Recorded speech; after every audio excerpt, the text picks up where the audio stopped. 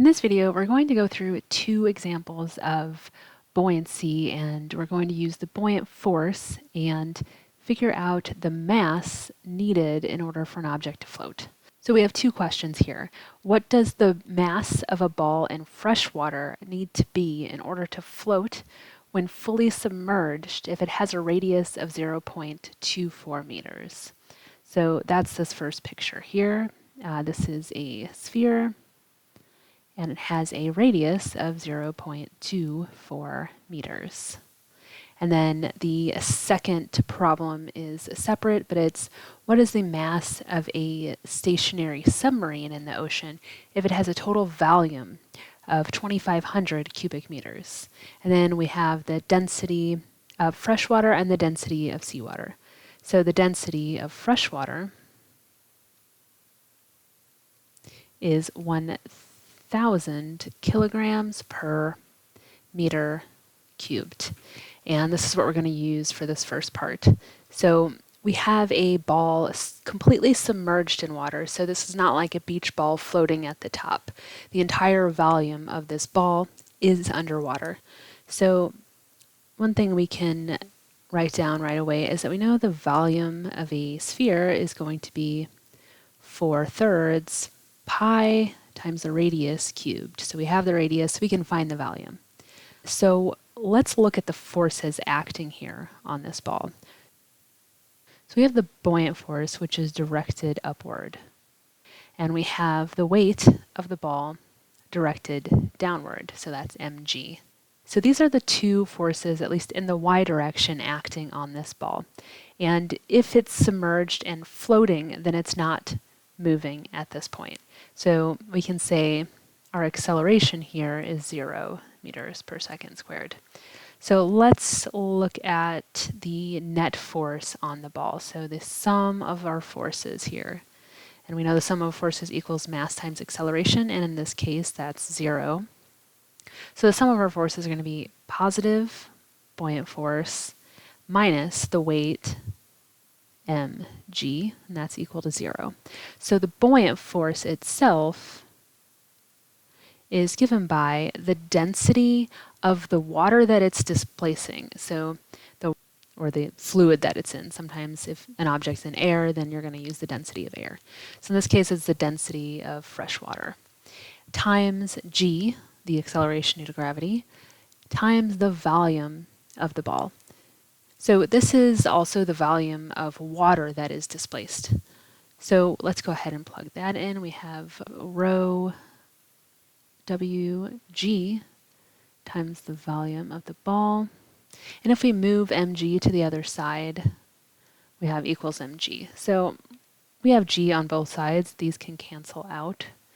And if we're solving for the mass here, this is the mass of the ball. This is also the mass of the water that is displaced. So that's Archimedes' principle. In order for an object to float, to be not moving in a fluid, the mass of the object has to equal the mass of the fluid it's displacing. So we're going to solve for the mass here. And that's just going to be the density of water times the volume. So we can use the volume of the ball. So this is also going to be equal to rho times 4/3 pi r cubed, since we do have the radius. So now we can just go ahead and plug everything in.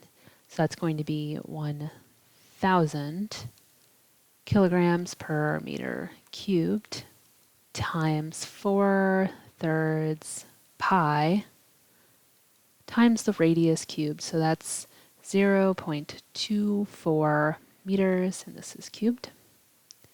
And that is going to give us a mass of 58 kilograms.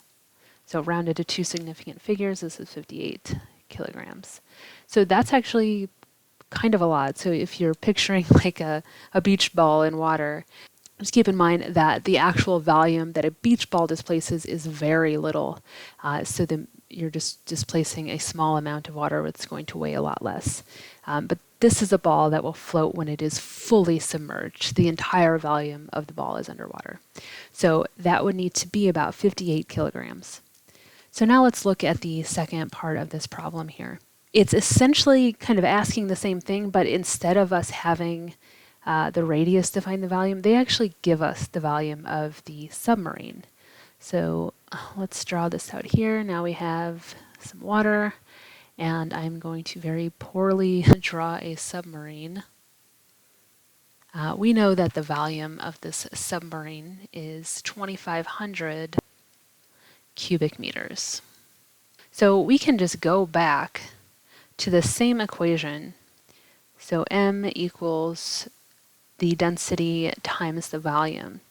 Now, were you going to use a different density, the density of ocean water or seawater?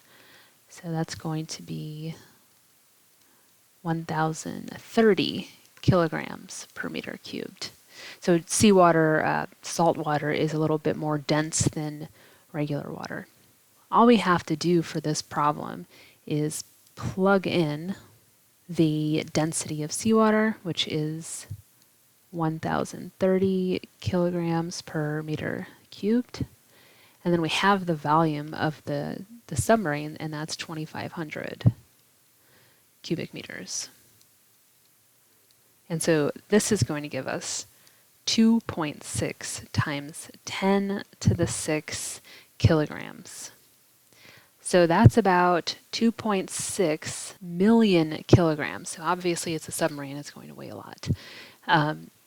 It's going to have a very big mass, and quite a bit different than the mass of a ball with a radius of 0.24 meters. So hopefully that gives you some idea of how to work with a buoyancy problem.